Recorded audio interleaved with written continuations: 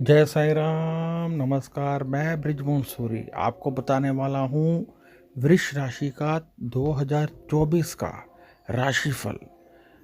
इस पूरे साल में आप कैसे धन कमा पाएंगे, रोग मुक्ति कैसे होगी, परिवार में सुख कैसे मिलेगा, आपका कारोबार नौकरी कैसी रहेगी, ये सब मैं आपको बताऊंगा।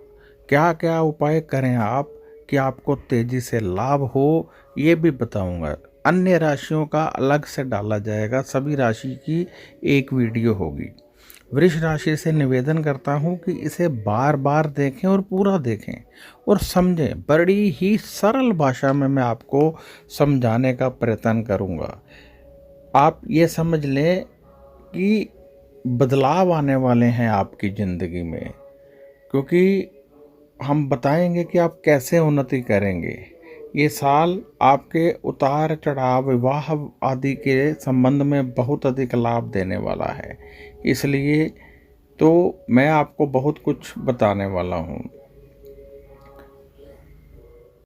देखिए, वैसे तो राहु, शनि, बुध, बृहस्पति की स्थिति आपको धन लाभ करवाएगी, परंतु याद रखिए कि 12वें घर में बृहस्पति चलने के कारण गोचर में आपका खर्चा बहुत अधिक रहेगा और आपको अपने खर्चे पर अंकुश लगा कर रखना होगा।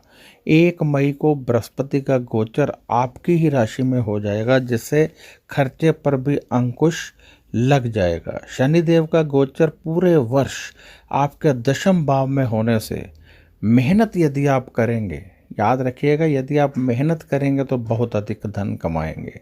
राहु की स्थिति वर्ष की शुरुआत से अंत तक आपके 11वें घर में है, अच्छी स्थिति है। आपको बहुत अधिक लाभ होगा, सामाजिक तौर पर आप सक्रिय रहेंगे, आपकी मान इज्जत बढ़ेगी, धन का आपको प्रवाह बड़ी तेज़ी से होगा और आप काफ़ी लाभ कमा सकते हैं। जिस तरह से मंगल हैं, आपको इस वर्ष के शुरुआत में कोई गुप्त धन प्राप्त हो सकता है। इस बात का ध्यान रखिएगा कि प्राप्ति आपको हो सकती है। कार्य क्षेत्र की बात करें तो मैं कहूँगा कि वृषभ यदि इस वर्ष विशेष मेहनत करे तो तेज़ी से धन कमा सकती है। यदि आप तेज़ी से धन कमाना चाहते हैं तो आपको मेहनत करनी होगी। ये बात को समझ लीजिए। आपने बहुत सारी वीडियो देखी होंगी जिनमें सब कह रहे हैं वृष राशि को बहुत अधिक धन प्राप्ति होगी, 18 महीने राहु बहुत अच्छे हैं। तो मैं यहाँ ये बात क्लियर कर देना चाहता हूँ कि यदि आप मेहनत नहीं करते हैं तो आपको धन की प्राप्ति नहीं होगी। फिर भी हो सकती है थोड़ी बहुत, परंतु यदि आप थोड़ी सी भी मेहनत कर लेंगे तो तेज़ी से धन की प्राप्ति होगी। और 1 मई तक अपने खर्चों पर अंकुश लगा कर रखें, अपनी सेहत का ध्यान रखें, क्योंकि इस साल आपकी सेहत मिली जुला असर दे सकती है, आपकी सेहत खराब रह सकती है, आपको विशेष ध्यान देना है। रिश्तों में कड़वाहट भी आ सकती है, लेकिन यदि आप संजीदगी बनाकर रखें तो प्रेम बना रहेगा। शादी का योग भी है इस साल, शादी का योग भी है जिन लोगों की शादी नहीं हुई है उनका।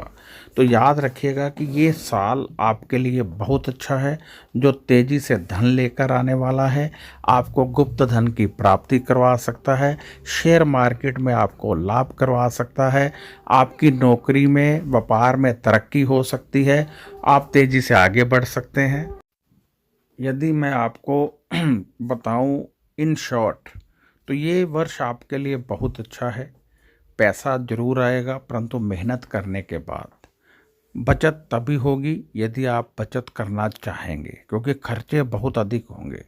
1 जून तक तो समझ लीजिए कि आप बहुत अधिक खर्चे करेंगे। खर्चों से सावधान रहिए और कम खर्चा करने की कोशिश कीजिए। जितने खर्चे कम किए जा सकते हैं कीजिए, तभी आपकी बचत संभव है। सेहत को थोड़ा संभाल कर रखें और वह चीज़ें ना सेवन करें जो आपको हजम नहीं होती है। क्यों? क्योंकि पाचन शक्ति खराब होकर आपको नुकसान हो सकता है। ये मैं बार बार आपको कहूँगा। नौकरी में, व्यापार में तरक्की के योग मैंने आपको बता दिए हैं। तो यदि आप चाहें तो इस साल में बहुत सारा धन अर्जित कर सकते हैं। यदि आप चाहें तो इस साल में आप तरक्की कर सकते हैं। विदेश यात्रा का भी योग है। इस साल में विदेश यात्रा का योग है।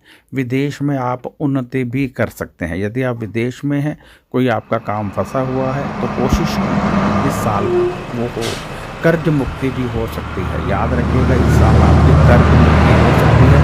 कोई बड़ा जो आपके साथ नुकसान हो रहा था या कोई समस्या थी, कोई लड़ाई झगड़ा था, उसका निवारण भी हो सकता है, क्योंकि अधिकारी आपकी फेवर में रहेंगे। तो कोशिश कीजिए।